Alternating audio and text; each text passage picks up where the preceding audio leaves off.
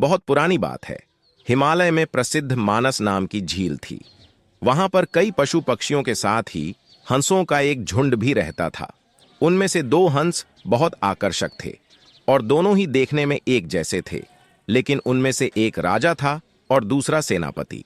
राजा का नाम था धृतराष्ट्र और सेनापति का नाम सुमुखा था। झील का नजारा बादलों के बीच में स्वर्ग जैसा प्रतीत होता था। उन समय झील और उसमें रहने वाले हंसों की प्रसिद्धि वहां आने जाने वाले पर्यटकों के साथ देश विदेश में फैल गई थी। वहां का गुणगान कई कवियों ने अपनी कविताओं में किया, जिससे प्रभावित होकर वाराणसी के राजा को वह नजारा देखने की इच्छा हुई। राजा ने अपने राज्य में बिल्कुल वैसी ही झील का निर्माण करवाया और वहां पर कई प्रकार के सुंदर और आकर्षक फूलाएं के पौधों के साथ ही स्वादिष्ट फलों के पेड़ लगवाए।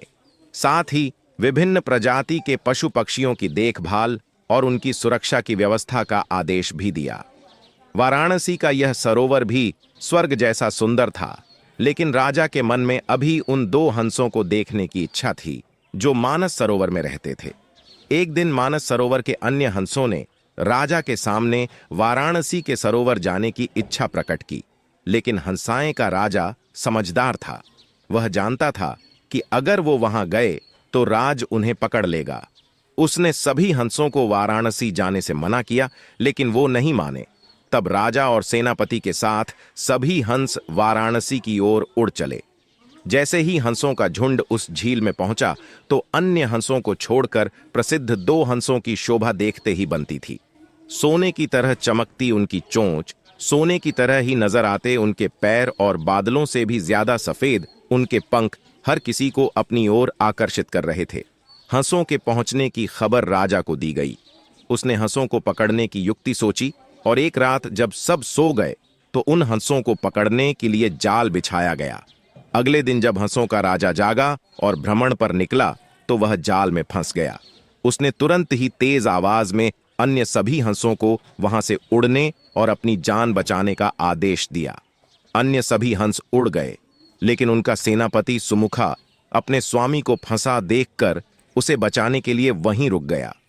इस बीच हंस को पकड़ने के लिए सैनिक वहां आ गया। उसने देखा कि हंसों का राजा जाल में फंसा हुआ है और दूसरा राजा को बचाने के लिए वहां खड़ा हुआ है। हंस की स्वामी भक्ति देखकर सैनिक बहुत प्रभावित हुआ और उसने हंसों के राजा को छोड़ दिया। हंसों का राजा समझदार होने के साथ साथ दूरदर्शी भी था। उसने सोचा कि अगर राजा को पता चलेगा कि सैनिक ने उसे छोड़ दिया है तो राजा इसे जरूर प्राण दंड देगा। तब उसने सैनिक से कहा कि आप हमें अपने राजा के पास ले चलें।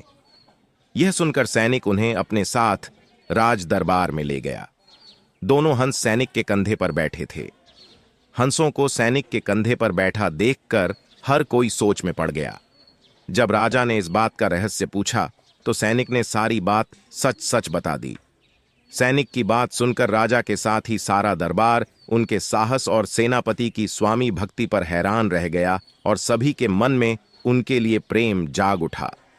राजा ने सैनिक को माफ कर दिया और दोनों हंसों को आदर के साथ कुछ और दिन ठहरने का निवेदन किया। हंस ने राजा का निवेदन स्वीकार किया और कुछ दिन वहां रुककर वापस मानस झील चले गए। कहानी से सीख, किसी भी परिस्थिति में हमें अपनों का साथ नहीं छोड़ना चाहिए।